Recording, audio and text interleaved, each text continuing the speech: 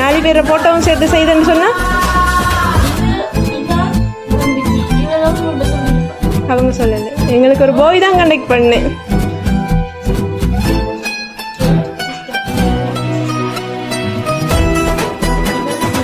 அவங்க செய்யலை, பாய் தான் செய்ய சொன்னாங்க.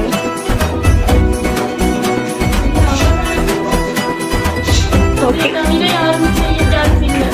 ஏன் அவையை மட்டும் சொல்கிறீங்க?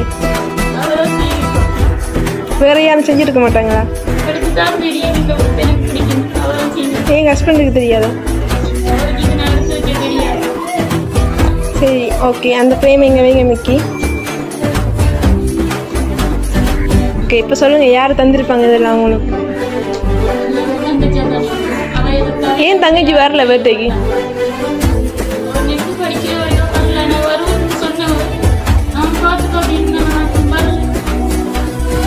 ஓகே, இந்த கிஃப்ட் தந்த யாருன்னு சொல்லணுமா? இந்த மிக்கி 2 பேரில் ஒரு ஆள்லே இருக்காங்க உங்களுக்கு கிஃப்ட் தந்தவங்க. எந்த மிக்கியில் இருக்காங்கன்னு கெஸ் பண்ணுங்க.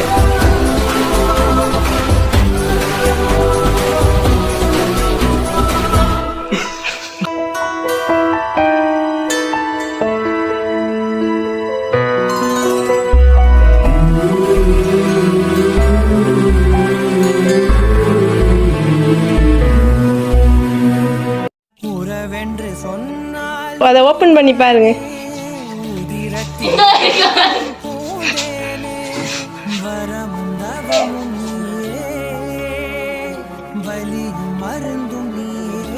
தங்கச்சிக்கு என்ன சொல்ல ஆசைப்படுறீங்க?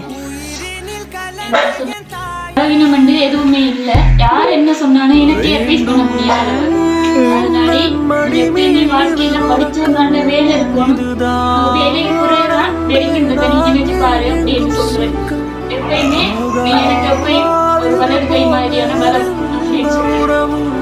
ஓகே, நீங்கள் இந்த சர்ப்ரைஸ் மூலமாக ஹாப்பியாக இருக்கீங்கன்னு நாங்கள் நம்புகிறோம். நீங்கள் என்ன ஃபீல் பண்ணுறீங்க? நான் இந்த வாழ்க்கையில் எனக்கு ஒரு 2வது கிஃப்ட் மாதிரி. ஃபர்ஸ்ட் தரம் எனக்கு 22 வயசுல ஒரு கிஃப்ட் கிடைச்சது. அது என்ன அறியாமலே என் ஹஸ்பண்ட் செய்தது. இப்போ இது அதை விட ஒரு இதாக தங்கச்சி செஞ்சுருக்கோம். உங்களுக்கு பிடிச்சிருக்கா அந்த கிஃப்ட் எல்லாம்? தங்கச்சிக்கு ஏதாச்சும் பக்கத்தில் நிற்கிறாங்க? எல்லாரையும் விட பிடிச்சது எவ்வளோ நாள் மட்டும். Okay, thank you. காதல் சரையில் அடைஞ்சனே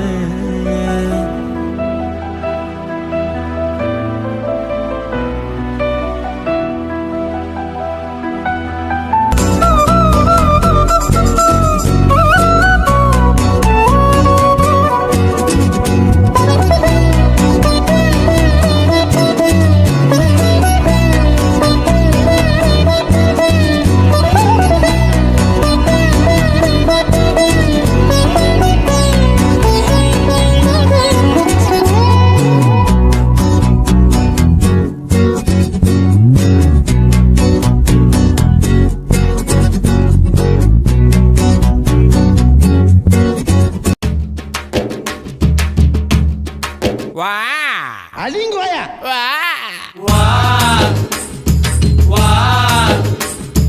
வா வா வா வா. கண்ணதாசங்கார கூடி பேர சொல்லி ஊத்தி கூடி உன்னை கொடி மச்சான போல் பாட போறேன்டா.